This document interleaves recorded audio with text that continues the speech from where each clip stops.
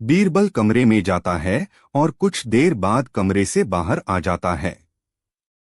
फिर बीरबल सभी काम करने वालों के पास जाकर उन्हें दोनों हाथ सामने करने को बोलता है और एक एक करके सभी के हाथ सूंघने लगता है। बीरबल की इस हरकत को देखकर सभी हैरान हो जाते हैं। ऐसे ही सूंघते सूंघते एक काम करने वाले का हाथ पकड़कर बीरबल जोर से बोलता है, जहां पनाह इसने चोरी की है। ये सुनकर अकबर बीरबल से कहते हैं, तुम इतने यकीन के साथ कैसे कह सकते हो कि चोरी इस सेवक ने ही की है? क्या तुम्हें जादुई गधे ने इसका नाम बताया है? तब बीरबल बोलता है, जहां पनाह यह गधा जादुई नहीं है। यह बाकी गधों की तरह साधारण ही है। बस मैंने इस गधे की पूंछ पर एक खास तरह का इत्र लगाया है। सभी सेवकों ने गधे की पूंछ को पकड़ा, बस इस चोर को छोड़कर। इसलिए इसके हाथ से इत्र की खुशबू नहीं आ रही है। फिर चोर को पकड़ लिया गया और उससे चोरी के सभी सामान के साथ ही बेगम का हार भी बरामद कर लिया गया। बीरबल की इस अक्लमंदी की सभी ने सराहना की और बेगम ने खुश होकर बादशाह अकबर से उसे उपहार भी दिलवाया। कहानी से सीख। इस कहानी से यह सीख मिलती है कि बुरे काम को कितना भी छुपाने की कोशिश करो, एक दिन सबको पता चल ही जाता है। इसलिए बुरे काम नहीं करने चाहिए। पेड़ का असली मालिक कौन? अकबर और बीरबल की कहानी। अकबर बीरबल स्टोरी। एक दिन बादशाह अकबर का दरबार लगा हुआ था। तभी दरबार में राज और विराज नाम के दो व्यक्ति अपने घर के पास आम का जो पेड़ था उसका मामला लेकर आते हैं। उनमें से एक ने कहा कि वो ही उस पेड़ का असली मालिक है, ये दूसरा झूठा है, और दूसरे ने कहा कि मैं ही उस पेड़ का मालिक हूँ, ये झूठ बोल रहा है। इस बात को सुनकर बादशाह अकबर को पता नहीं चल रहा था कि इन दोनों में से कौन सच बोल रहा है।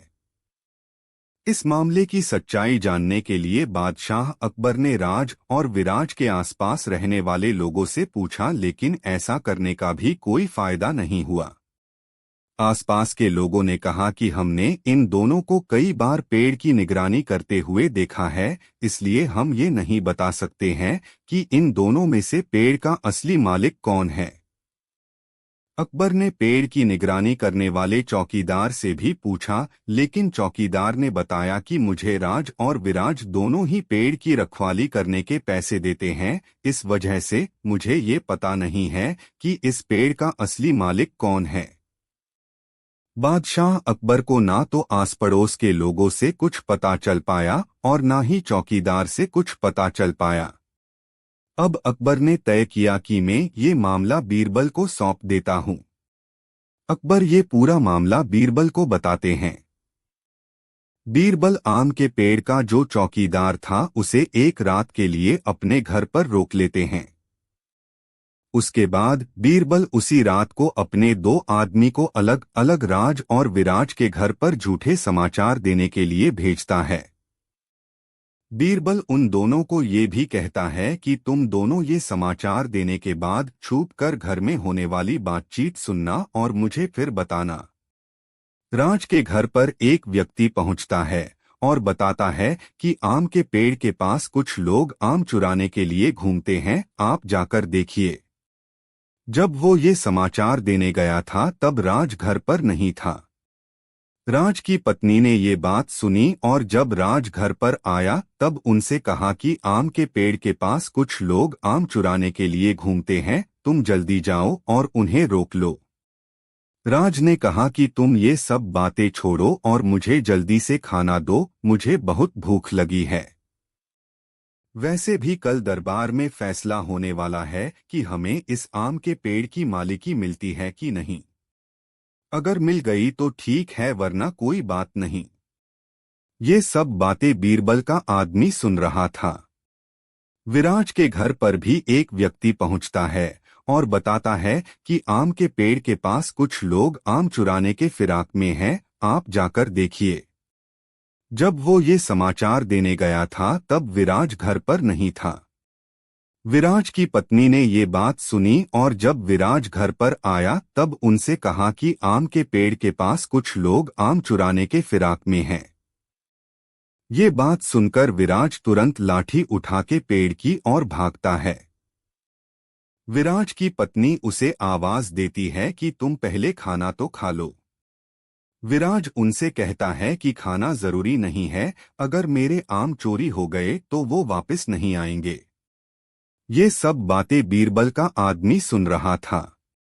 बीरबल के दोनों आदमी ये सब बातें बीरबल को बताते हैं। दूसरे ही दिन बादशाह अकबर के दरबार में राज और विराज दोनों को बुलाया जाता है। बीरबल दरबार में रात को जो कुछ भी हुआ था वो सब बादशाह अकबर को बताता है और उसने जो दो व्यक्ति भेजे थे वो गवाही देते हैं। ये सब सुनने के बाद बादशाह अकबर विराज को पेड़ का मालिक घोषित करते हैं और राज को विराज पर झूठा दावा करने के लिए सजा भी देते हैं। अकबर इस मामले को चतुराई से सुलझाने के लिए बीरबल को इनाम भी देते हैं। जो होता है अच्छा होता है। एक बार की बात है, राजा अकबर बीरबल के साथ जंगल में शिकार करने जा रहे थे। वे लोग बहुत देर से जंगल में घूम रहे थे पर कोई शिकार नहीं मिल रहा था। बात करते करते वे लोग बहुत समय बीता दिए। बड़ी देर के बाद एक हिरण दिखाई दिया तो अकबर बीरबल से बोले कि चलो शिकार तो मिल गया। अकबर ने अपना धनुष निकाला और तीर को हिरण पर छोड़ दिया, मगर हिरण बच निकलता है। इसी दौरान उनकी उंगली कट जाती है। इस पर बीरबल अकबर से कहते हैं कि जो हुआ अच्छा ही हुआ। इतना सुनते ही अकबर आग बबूला हो जाते हैं, क्योंकि एक तो हिरण भी हाथ नहीं आया और उंगली भी कट गई। उन्होंने गुस्से में आकर सैनिकों को आदेश दिया कि बीरबल को गिरफ्तार कर लो और कल इनको फांसी दे दी जाए। सैनिक बीरबल को गिरफ्तार कर महल लाकर जेल में डाल देते हैं। अकबर वहां से और आगे बढ़ जाते हैं शिकार के लिए। शिकार की खोज में वह बहुत आगे बढ़ गए और वे रास्ते भटक गए और उनका साथ सैनिकों से छूट गया। अब वे अकेले हो गए और धीरे धीरे रात भी हो गई। वो कहीं विश्राम करने के लिए जगह की तलाश कर रहे थे, तभी कुछ आदिवासियों ने उन्हें पकड़ लिया और अपने राजा के पास ले गए। उस दिन आदिवासियों की कोई पूजा थी जिसमें किसी आदमी की बलि देनी थी, तो उनके राजा ने आदेश दिया कि इसी आदमी की बलि दी जाए। राजा अकबर को नीचे बिठाकर दोनों हाथ पीछे की ओर बांध दिया गया। जल्लाद ने तलवार उठाया और जैसे ही वो अकबर के गर्दन को उतारने के लिए आगे बढ़ा, तब तक उसी आदिवासियों में एक की नजर अकबर की उंगलियों पर पड़ी तो उसने देखा कि उनकी उंगली तो कटी हुई है। उसने जल्लाद को रोका और बोला कि इसकी उंगली कटी हुई है। राजा ने उन्हें छोड़ दिया क्योंकि उनका नियम था कि किसी भी ऐसे आदमी की बलि नहीं देनी है जो विकलांग हो या कोई भी अंगकता हो। अंततः अकबर बच गए। सुबह हुआ, सैनिक उन्हें खोजते खोजते वहां पहुंचे और अकबर अपने सैनिकों के साथ महल पहुंचे। यहाँ बीरबल को फांसी देने की तैयारी चल रही थी। उन्होंने तुरंत फांसी को रोकने का आदेश दिया और बीरबल को अपने पास बुलाया। उन्होंने बीरबल से कहा कि मुझे माफ कर दीजिए, मैंने आप पर गुस्सा किया और ऐसी सजा सुनाई। बीरबल बोले, श्रीमान जो हुआ अच्छा हुआ। अकबर बोले कि कैसे अच्छा हुआ, हमने आपको सजा दी और आप कह रहे कि अच्छा हुआ। तो बीरबल बोले कि महाराज, अगर आप हमें सजा न देते तो हम भी आपके साथ होते और आपकी जगह हमारी बलि चढ़ा दी गई होती। इसीलिए जो हुआ वो अच्छा हुआ। अकबर ने एक बार फिर बीरबल की प्रशंसा की और बहुत प्रसन्न हुए और फिर से बीरबल को उनका कार्यभार सौंप दिया गया।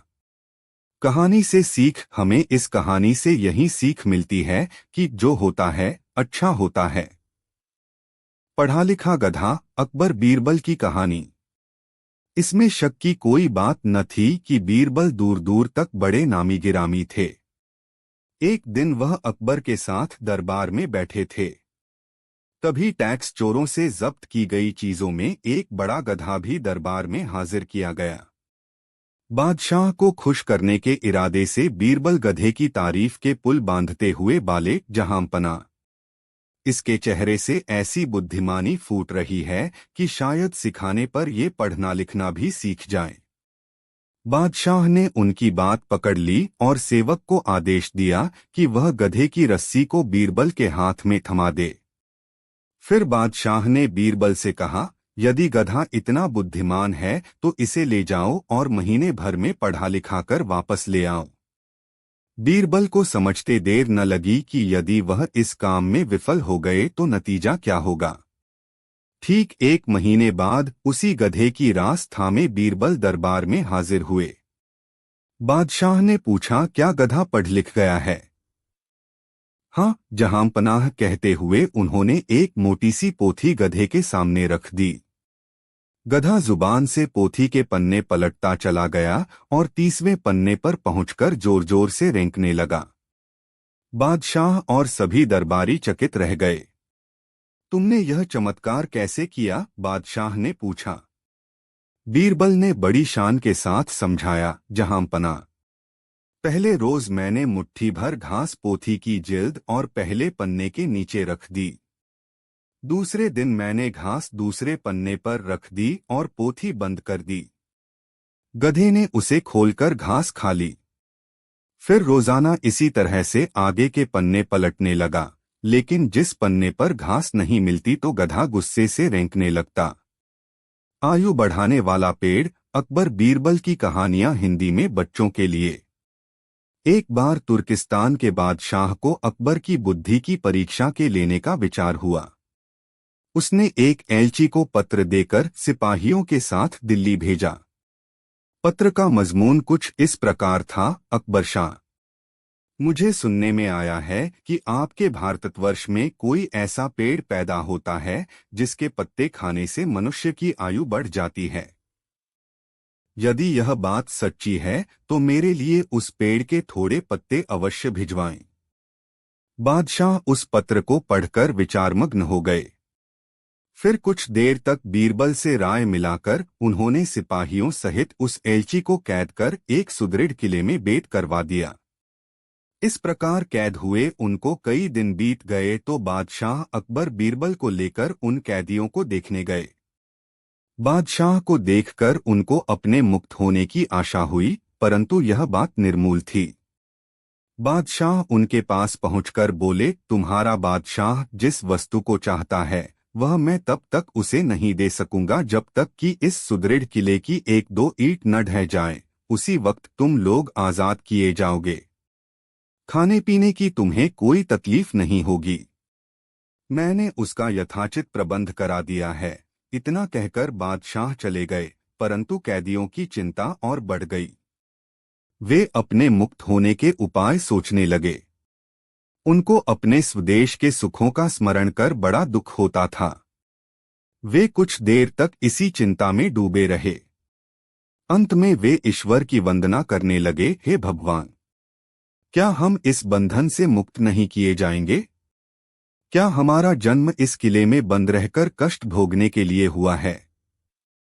आप तो दीनानाथ हैं, अपना नाम याद कर हम असहायों की भी सुध लीजिए। इस प्रकार वे नित्य प्रार्थना करने लगे। ईश्वर की दयालुता प्रसिद्ध है। एक दिन बड़े जोरों का भूकंप आया और किले का कुछ भाग भूकंप के कारण धराशायी हो गया। सामने का पर्वत भी टूटकर चकनाचूर हो गया। इस घटना के पश्चात एलची ने बादशाह के पास किला टूटने की सूचना भेजी। बादशाह को अपनी कही हुई बात याद आ गई। इसलिए उस एलची को उसके साथियों सहित दरबार में बुलाकर बोले, आपको अपने बादशाह का आशय विदित होगा और अब उसका उत्तर भी तुमने समझ लिया है।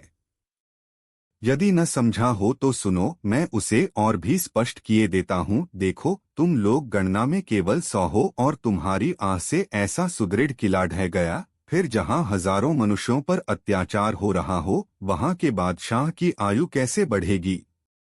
उसकी तो आयु घटती ही चली जाएगी और लोगों की आह से उसका शीघ्र ही पतन हो जाएगा। हमारे राज्य में अत्याचार नहीं होता, गरीब प्रजा पर अत्याचार न करना और भली भांति पोषण करना ही आयुवर्धक वृक्ष है। बाकी सारी बातें मिथ्या हैं। इस प्रकार समझा बुझाकर बादशाह ने उस एलची को उसके साथियों सहित स्वदेश लौट जाने की आज्ञा दी और उनका राह खर्च भी दिया। उन्होंने तुर्किस्तान में पहुंचकर यहाँ की सारी बातें अपने बादशाह को समझाईं। अकबर की शिक्षा लेकर बादशाह दरबारियों सहित उनकी भूरी भूरी प्रशंसा करने लगा। अकबर बादशाह विनोदी स्वभाव के थे। उन्हें पहेलियां बुझाने का बड़ा शौक था। उनके दरबार में एक से बढ़कर एक विद्वान और बुद्धिमान भी थे। लेकिन अकबर की अधिकतर पहेलियों का उत्तर बीरबल ही देते थे। यूं कहिए कि बीरबल ही अकबर की पहेलियों का उत्तर दे पाते थे, इसलिए अकबर बादशाह उनसे प्रसन्न रहते थे। एक दिन की बात है कि बीरबल दरबार में उपस्थित नहीं थे। बीरबल की अनुपस्थिति में दूसरे सभासद बीरबल के विषय में अकबर के कान भर रहे थे। उनकी तरह तरह से बुराई कर रहे थे। अकबर बादशाह को यह सब अच्छा नहीं लगा। कारण था कि वे बीरबल को बहुत चाहते थे, उन्हें दिल से प्यार करते थे। आठ बादशाह ने अपने सभासदों से कहा, तुम लोग ख्वामख्वाह बीरबल की बुराइयां कर रहे हो। वास्तव में बीरबल तुम लोगों से कहीं अधिक चतुर व बुद्धिमान हैं। अकबर के ऐसा होने पर वे लोग कहने लगे, बादशाह सलामत। आप वास्तव में बीरबल को बहुत चाहते हैं, हम लोगों से ज्यादा प्यार करते हैं। इस तरह से आपने एक हिंदू को सिर चढ़ा रखा है। 10 दिन जब सभा समाप्त होने का समय आया तो अकबर बादशाह ने अपने उन 4 सभासदों से कहा, देखो आज बीरबल तो यहाँ नहीं, मुझे अपने एक सवाल का जवाब चाहिए। तुम चारों मेरे प्रश्न का उत्तर दो और यदि तुम लोगों ने मेरे प्रश्न का सही उत्तर नहीं दिया तो मैं तुम चारों को फांसी पर चढ़वा दूंगा। बादशाह की बात सुनकर वे चारों घबरा उठे। उनमें से एक ने हिम्मत करके कहा, प्रश्न पूछिए बादशाह सलामत। बादशाह ने पूछा, संसार में सबसे बड़ी चीज क्या है? अकबर का प्रश्न सुनकर चारों चुप। उनको समझ में सवाल का उत्तर नहीं आया। कुछ देर बाद उनमें से एक ने कहा, खुदा की खुदाई सबसे बड़ी है। दूसरे ने कहा, बादशाह सलामत की सल्तनत बड़ी है। उनके बेतुके उत्तर सुनकर बादशाह ने कहा, अच्छी तरह सोच समझकर उत्तर दो, वरना मैं कह चुका हूं कि तुम लोगों को फांसी लगवा दूंगा। तीसरे ने डरते डरते कहा, बादशाह सलामत, मैं कुछ दिनों की मोहलत दी जाए। बादशाह ने कहा, इसमें मुझे कोई एतराज नहीं है, मैं तुम लोगों को 1 सप्ताह का समय देता हूं। वे चारों सभा से मुंह लटकाए बाहर निकले। उनके चेहरों पर मुर्दनगी छा गई। चारों ही फांसी के नाम से पीले पड़ गए। 6 दिन बीत गए लेकिन उन्हें कोई उत्तर न सूझ सका। तब उन चारों ने आपस में सलाह की कि इस प्रश्न का उत्तर केवल बीरबल ही बता सकता है। इस परेशानी से हमें वही उबार सकता है। यह निश्चय करके वे चारों बीरबल के पास पहुंचे गए। उन्होंने बीरबल को पूरी घटना कह सुनाई और हाथ जोड़कर उनसे विनती की कि वह उनके प्रश्न का उत्तर बता दें। बीरबल ने उनका प्रश्न सुनकर मुस्कुराकर कहा, मैं तुम्हारे प्रश्न का उत्तर दूंगा, लेकिन मेरी एक शर्त है। आप एक शर्त की बात करते हैं, हमें आपकी 1000 शर्तें मंजूर हैं। बताइए क्या शर्त है? तब बीरबल ने उनको अपनी शर्त बताते हुए कहा, तुम चारों अपने कंधों पर मेरी चारपाई रखकर सभा महल तक ले चलोगे। इसके साथ ही तुम में से एक मेरा हुक्का पकड़ेगा, जिसे मैं पीता हुआ चलूंगा। एक मेरी जूतियां लेकर चलेगा। अगर अन्य किसी समय पर बीरबल उनको यह सब करने के लिए कहते तो शायद वे ऐसा कभी न करते। लेकिन अब जब उन्हें फांसी लगने का डर था तो वे तुरंत ही उनकी बात मानने को तैयार हो गए। उन्होंने वैसा ही किया। वे चारों अपने कंधों पर बीरबल की चारपाई उठाए, उनका हुक्का और जूतियां उठाए चल दिए। बीरबल हुक्का पीते हुए चले जा रहे थे। रास्ते में लोग आश्चर्य से इस अजीब मंजर को देख रहे थे। उन्होंने जाकर बीरबल की चारपाई को सभा के मध्य रख दिया। बीरबल ने चारपाई से उतरकर कहा, बादशाह सलामत। आपको अपने प्रश्न का उत्तर मिल गया। संसार में सबसे बड़ी चीज गर्ज है। अकबर बादशाह मुस्करा उठे। दरअसल वे उन चारों को सबक सिखाना चाहते थे। बीरबल एक ईमानदार तथा धर्मप्रिय व्यक्ति था। वह प्रतिदिन ईश्वर की आराधना बिना नागा किया करता था। इससे उसे नैतिक व मानसिक बल प्राप्त होता था।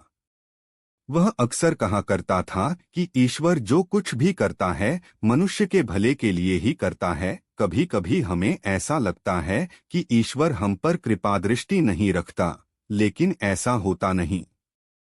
कभी कभी तो उसके वरदान को भी लोग शाप समझने की भूल कर बैठते हैं। वह हमको थोड़ी पीड़ा इसलिए देता है ताकि बड़ी पीड़ा से बच सकें। एक दरबारी को बीरबल की ऐसी बातें पसंद न आती थीं। एक दिन वही दरबारी दरबार में बीरबल को संबोधित करता हुआ बोला, देखो ईश्वर ने मेरे साथ क्या किया। कल शाम को जब मैं जानवरों के लिए चारा काट रहा था तो अचानक मेरी छोटी उंगली कट गई। क्या अब भी तुम यही कहोगे कि ईश्वर ने मेरे लिए यह अच्छा किया है? कुछ देर चुप रहने के बाद बोला बीरबल, मेरा अब भी यही विश्वास है, क्योंकि ईश्वर जो कुछ भी करता है मनुष्य के भले के लिए ही करता है। सुनकर वह दरबारी नाराज हो गया कि मेरी तो उंगली कट गई और बीरबल को इसमें भी अच्छाई नजर आ रही है। मेरी पीड़ा तो जैसे कुछ भी नहीं। कुछ अन्य दरबारियों ने भी उसके सुर में सुर मिलाया। तभी बीच में हस्तक्षेप करते हुए बादशाह अकबर बोले, बीरबल हम भी अल्लाह पर भरोसा रखते हैं, लेकिन यहाँ तुम्हारी बात से सहमत नहीं। इस दरबारी के मामले में ऐसी कोई बात नहीं दिखाई देती जिसके लिए उसकी तारीफ की जाए। बीरबल मुस्कराता हुआ बोला, ठीक है जहां पनाह, समय ही बताएगा। अब 3 महीने बीत चुके थे। वह दरबारी जिसकी उंगली कट गई थी घने जंगल में शिकार खेलने निकला हुआ था। एक हिरन का पीछा करते वह भटककर आदिवासियों के हाथों में जा पड़ा। वे आदिवासी अपने देवता को प्रसन्न करने के लिए मानव बलि में विश्वास रखते थे। वे उस दरबारी को पकड़कर मंदिर में ले गए बलि चढ़ाने के लिए। लेकिन जब पुजारी ने उसके शरीर का निरीक्षण किया तो हाथ की एक उंगली कंपाई। नहीं, इस आदमी की बलि नहीं दी जा सकती। मंदिर का पुजारी बोला, यदि 9 उंगलियों वाले इस आदमी को बलि चढ़ा दिया गया तो हमारे देवता बजाय प्रसन्न होने के क्रोधित हो जाएंगे। अधूरी बलि उन्हें पसंद नहीं। हमें महामारियों, बाढ़ या सूखे का प्रकोप झेलना पड़ सकता है, इसलिए इसे छोड़ देना ही ठीक होगा। और उस दरबारी को मुक्त कर दिया गया। अगले दिन वह दरबारी दरबार में बीरबल के पास आकर रोने लगा। तभी बादशाह भी दरबार में आ पहुंचे और उस दरबारी को बीरबल के सामने रोता देखकर हैरान रह गए। तुम्हें क्या हुआ, रो क्यों रहे हो? अकबर ने सवाल किया। जवाब में उस दरबारी ने अपनी आप बीती विस्तार से कह सुनाई। वह बोला, अब मुझे विश्वास हो गया है कि ईश्वर जो कुछ भी करता है मनुष्य के भले के लिए ही करता है। यदि मेरी उंगली न कटी होती तो निश्चित ही आदिवासी मेरी बलि चढ़ा देते। इसीलिए मैं रो रहा हूं, लेकिन ये आंसू खुशी के हैं। मैं खुश हूं क्योंकि मैं जिंदा हूं। बीरबल के ईश्वर पर विश्वास को संदेह की दृष्टि से देखना मेरी भूल थी। अकबर ने मंद मंद मुस्कराते हुए दरबारियों की ओर देखा जो सिर झुकाए चुपचाप खड़े थे। अकबर को गर्व महसूस हो रहा था कि बीरबल जैसा बुद्धिमान उसके दरबारियों में से एक है। एक दिन एक कवि किसी धनी आदमी से मिलने गया और उसे कई सुंदर कविताएं इस उम्मीद के साथ सुनाई कि शायद वह धनवान खुश होकर कुछ इनाम जरूर देगा। लेकिन वह धनवान भी महाकंजूस था। बोला, तुम्हारी कविताएं सुनकर दिल खुश हो गया। तुम कल फिर आना, मैं तुम्हें खुश कर दूंगा। कल शायद अच्छा इनाम मिलेगा। ऐसी कल्पना करता हुआ वह कवि घर पहुंचा और सो गया। अगले दिन वह फिर उस धनवान की हवेली में जा पहुंचा। धनवान बोला, सुनो कवि महाशय, जैसे तुमने मुझे अपनी कविताएं सुनाकर खुश किया था, उसी तरह मैं भी तुमको बुलाकर खुश हूं। तुमने मुझे कल कुछ भी नहीं दिया, इसलिए मैं भी कुछ नहीं दे रहा। हिसाब बराबर हो गया। कवि बेहद निराश हो गया। उसने अपनी आप बीती एक मित्र को कह सुनाई और उस मित्र ने बीरबल को बता दिया। सुनकर बीरबल बोला, अब जैसा मैं कहता हूं वैसा करो। तुम उस धनवान से मित्रता करके उसे खाने पर अपने घर बुलाओ। हाँ, अपने कवि मित्र को भी बुलाना मत भूलना। मैं तो खैर वहां मौजूद रहूंगा ही। कुछ दिनों बाद बीरबल की योजनानुसार कवि के मित्र के घर दोपहर को भोज का कार्यक्रम तय हो गया। नियत समय पर वह धनवान भी आ पहुंचा। उस समय बीरबल, कवि और कुछ अन्य मित्र बातचीत में मशगूल थे। समय गुजरता जा रहा था, लेकिन खाने पीने का कहीं कोई नामोनिशान न था। वे लोग पहले की तरह बातचीत में व्यस्त थे। धनवान की बेचैनी बढ़ती जा रही थी। जब उससे रहा न गया तो बोल ही पड़ा, भोजन का समय तो कब का हो चुका। क्या हम यहाँ खाने पर नहीं आए हैं? खाना? कैसा खाना? बीरबल ने पूछा। धनवान को अब गुस्सा आ गया। क्या मतलब है तुम्हारा?